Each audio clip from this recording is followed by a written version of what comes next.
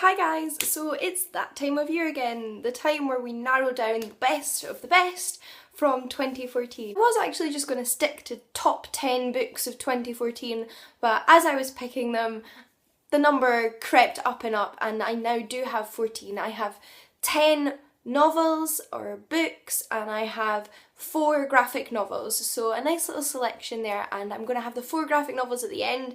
They're books that made my year and I thoroughly enjoyed and would definitely recommend most highly from my reading this year. So this is the first book I think I actually finished on this list this year, and it is Jane Eyre by Charlotte Bronte. It was first published in 1847 and this edition is by Michael O'Mara Books.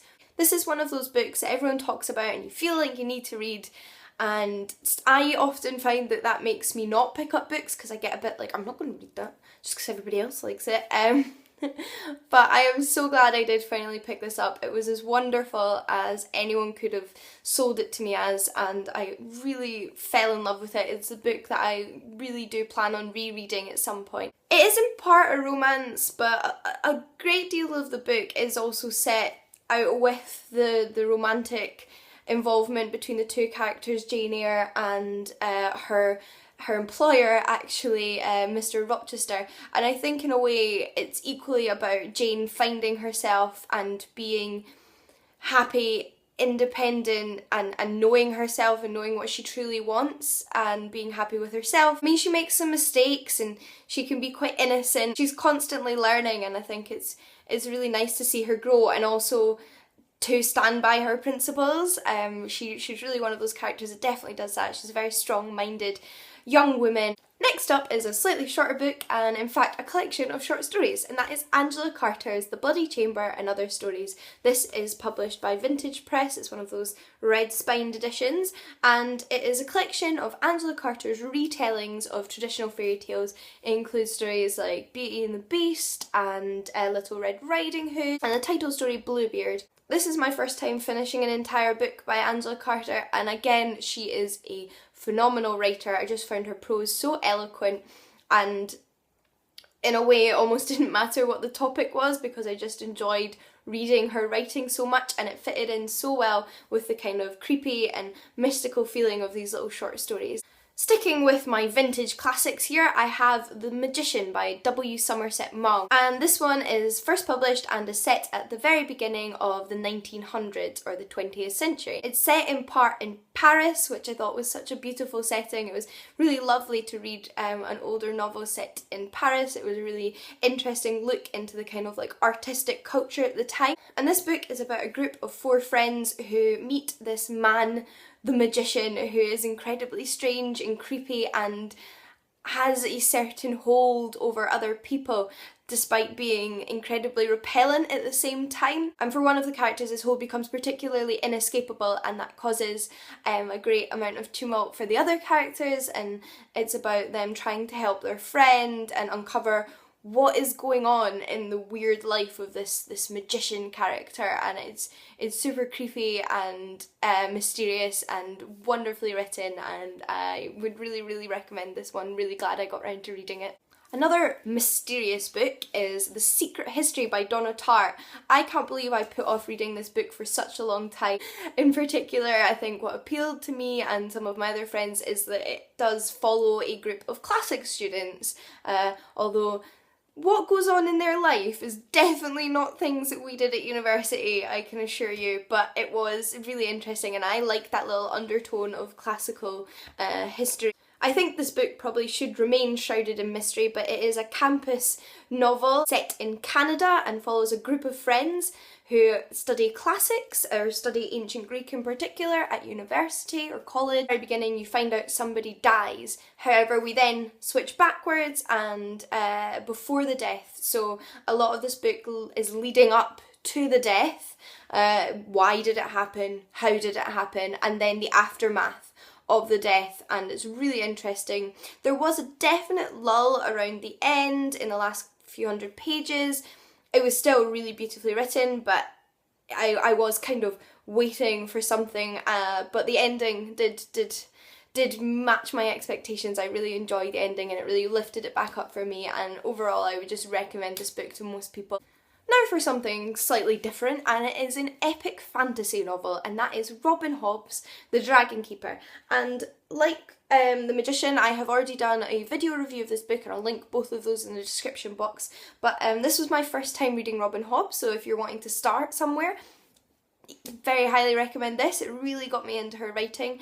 It is the perfect book for dragon lovers. It is absolutely phenomenal. Dragons at their utmost, and I really enjoyed this. It is a multiple perspective story, and there's 4 books in the series, and it follows a group of dragon keepers, dragons, and a few other little characters as they seek a new home for the latest in the race of dragons to be born. Next up is a collection of poetry, and it's Ovid's The Erotic Poems, as it is called in the Penguin Classics edition. Now, Ovid was a Latin poet during the early Roman Empire, and this collection includes his Ars Amatoria, which is one long poem split into 3 parts on how to find yourself a mistress, and for women, how to keep your man, and the Amores, which are a collection of shorter love elegies that Ovid himself wrote, sometimes about women that he was in love with and more generally on the theme of love. I loved the Amores. I think the Ars Amatoria in particular was hilarious. Ovid likes to play with ambiguity and kind of trick the reader into whether they're going to believe his kind of incredibly misogynistic sometimes tones and advice in the Ars Amatoria, or whether they're going to laugh at him and just point out how ridiculous so much of his advice is, as so much of it is also contradictory. This was my first Ovid book actually, and I fell in love with his writing style. Sticking with the ancient theme, I now have Lucretius's The Nature of Things, and this is another piece of Latin poetry. Really got to discover some favourites in the Latin category of ancient literature this year. This one's a 6-part didactic poem on Epicurean philosophy, as Lucretius was an Epicurean philosopher. The name on the Penguin Classic is The Nature of Things. The original Latin name is De Rerum Natura, and it was written around 50 BC. I really enjoyed the philosophy in this. Lucretius was an atomist, and that's one of my kind of favourite genres of ancient philosophy, are the early atomists. I find it really fascinating, and it was just really well written and really cleverly written. I ended up writing an essay on the style this was written in. Next is a book that I don't actually have a physical copy of, but it is A Storm of Swords. I read Storm of Swords Part 1 and Part 2 separately this year, but I read both of them this year and loved them. It was my favourite Game of Thrones book so far, or Song of Ice and Fire book so far, and it's just got me really riled up and ready to read A Feast for Crows. I don't think I really need to say much about this series because you're pretty much all aware of it. It's an epic low fantasy series. Storm of Swords made it to the top 14 books of the year this year because it was good. It was super good. Lots of weddings. Lots of disasters. Now the last 2 books in this video are The Day of the Triffids by John Wyndham, another book that I've done a book review for, and this was my 3rd John Wyndham book and my favourite so far. It was definitely the most emotive of the 3 I've read so far, and I connected with the characters on a whole other level that I haven't done in the other 2 despite enjoying them. This is a science fiction apocalyptic novel following our main character in a world where almost everyone has gone blind except for him. And because of this blindness, it gives these sort of sentient plants a new opportunity, and they're the Triffids, to succeed on Earth, and yeah, goes on from there. Next one's the only young adult book in this, and it's a young adult book I'm pretty sure all of you will have read, and it is the Hunger Games series, particularly Catching Fire. I think, like everyone, this was my favourite, although I really enjoyed all 3, and this is ridiculously shiny, so I'm just going to pop it down. I can't believe I put off reading these for so long. I really enjoyed the movie, and after watching the movie I was like, do you know what, I'm going to read the books because I wanted to know what happened, and the books were even better. I was thoroughly blown away. I had low expectations. I thought it was going to be a completely overhyped series, but I really enjoyed it. And it's a dystopian series if you don't know, and if you haven't read it, just go for it. And now for the 4 graphic novels. The first is a non-fiction graphic novel, which I've done a book review for, and it's Sally Heathcote's Suffragette.